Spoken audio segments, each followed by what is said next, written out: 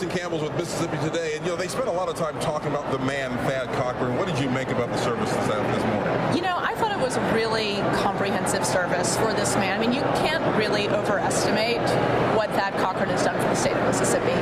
And I really think that there were kind of two things at play here.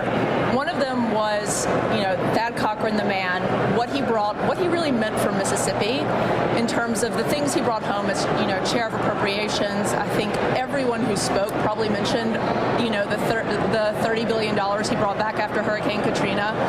And also, his character. I think Speaker Gunn really got at that. He talked about, Thad Cochran was his actions, but he was also the fact that he was approachable, that people could, go up to Washington and he would sit down with them and he really would take the time. He cared about Mississippi because I think if I'm paraphrasing a little bit here, but he said he cared about Mississippi because he cared about Mississippians. I think that's so true. And Larrison, we've talked about crossing party lines and all of that. We saw both Republicans and Democrats here today. And even President Trump mentioned that he was a real senator and that he got things done. We're not seeing a lot of that now in Congress. Is this the end of an era?